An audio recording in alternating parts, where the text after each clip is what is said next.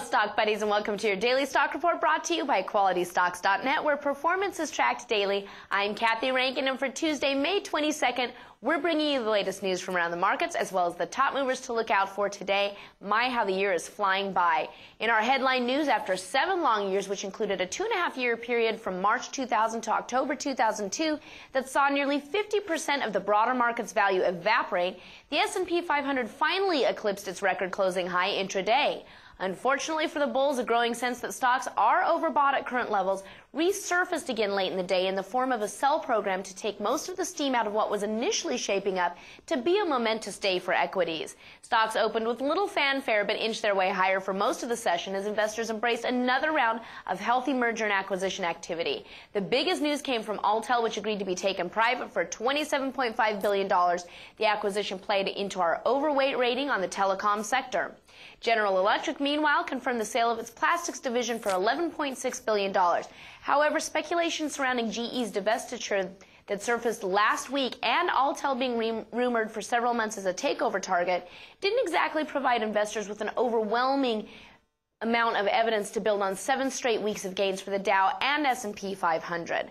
From an industry leadership standpoint, energy paced the way for a 3rd consecutive session, but that was due largely to a rally in oil prices. Crude for June deliveries surged 2.1% to $66.27 per barrel, its highest level this month, which left investors questioning the impact of higher energy prices on the consumer.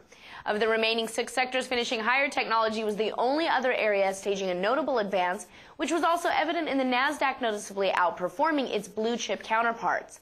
The tech-heavy composites year-to-date advance was just 5.9% as of Friday's close, lagging year-to-date gains of 8.8% and 7.4% respectively for the Dow and S&P 500. And now for our small cap news brought to you today by Intelligentias Incorporated. Intelligentias, through a group of data intelligence companies, provides homeland security products to law enforcement agencies, telecommunication companies, and internet service providers worldwide. Now, during the next few days, the QualityStocks.net Daily will be profiling the companies that will be presenting at the Red Chip Small Cap Investor Conference in San Francisco, California on May 29th through 30th, 2007, in recognition of what we in the small cap world feel is a tremendous event to take part in. iLink Communications Incorporated announced this month that its unaudited financials for the fiscal year ending March 31st, 2007. The company's total revenue is expected to be $14.4 million, a 15% increase when compared with revenues of $12.5 million for the same 12-month period last fiscal year. DOR Biopharma Incorporated announced recently that it plans to initiate a clinical development program in humans with its lipid polymer micelle oral drug delivery technology. The LPM drug delivery technology allows for the oral administration of drugs that are water-soluble but poorly permeable through the gastrointestinal tract. Leuprolide is one of the most widely used anti-cancer agents for advanced prostate cancer in men. Leuprolide is currently available only in injectable, depot, and subcutaneous implant routes of delivery, which limits its use and utility. Bioforce Nanosciences Incorporated announced today that the company has recorded its highest quarterly revenue in company history.